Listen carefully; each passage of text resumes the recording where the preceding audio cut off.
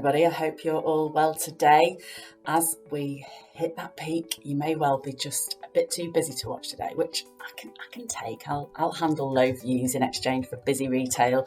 But it is looking like a really busy bank holiday weekend and last week of the English and Welsh holidays ahead. So while I've got you, I need to let you know that as we do every August bank holiday, we're here picking and packing on Saturday and Monday.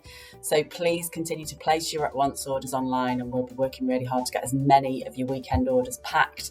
And this year delivered to you for Tuesday, where it's normally been a day later because of the bank holiday. And also Friday's orders this week will all be delivered for Saturday for retail. So keep placing your orders. We have lots and lots of stock available. But for those of you who might tune in for a regular dose of my more usual doom and gloom and are wondering why I'm being so upbeat, well, stay watching now, because I may as well talk about the continuing show that is 2022. There is plenty of the predicted coverage on schoolwear in the press, because it's a cost for families that's coming right at the peak of people's fear over what lies ahead this autumn.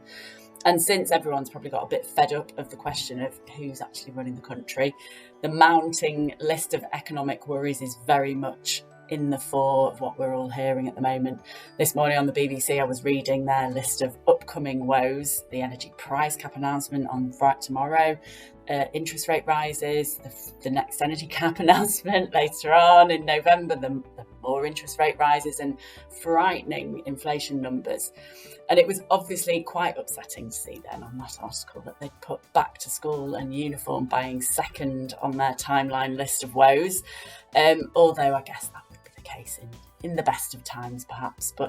And perhaps when I'm looking at all these things, I'm having a bit of a deluded optimism bias that the new incoming regime will do everything in their power to avert the possibility of energy rationing and blackouts, 3-day weeks in schools, families in crisis, and businesses ceasing trading during the first few months in charge. Or perhaps I'm being a bit of a conspiracy theorist, it's been said, that guiding us to peak fear adjusts all our behaviour, and that aids the task of taming inflation as well. But obviously the levels of inflation that we are seeing are so damaging, and while adjustments will be necessary, we must ensure that safety nets are there for those most in need. But we also have to ensure inflation doesn't present an opportunity to the uniform dumbing down lobby to reduce the quality and sustainability of what we provide, and allow campaign groups to encourage parents to challenge school leadership on what are really reasonable school uniform policies. As the David Luke Tender Academy evolves in the autumn, we'll be looking at ways you can support your schools if they face these kinds of approaches in the autumn.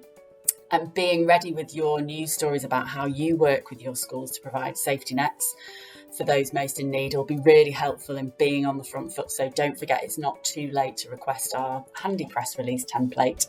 But it's going to be a very interesting, active and possibly volatile few weeks ahead. So I'll let you get on with them. I'll be back at the end of next month when we're all out the other side. But definitely I'll be aiming for less on the bad news front if I can. And more about our 40 years in business and the Schoolwear Show. Yes, it's not long off, so you need to get registering now so we can get together, because it will be through working together that we'll be able to meet all these challenges head on. So enjoy the roller coaster, take care, and I'll speak to you soon.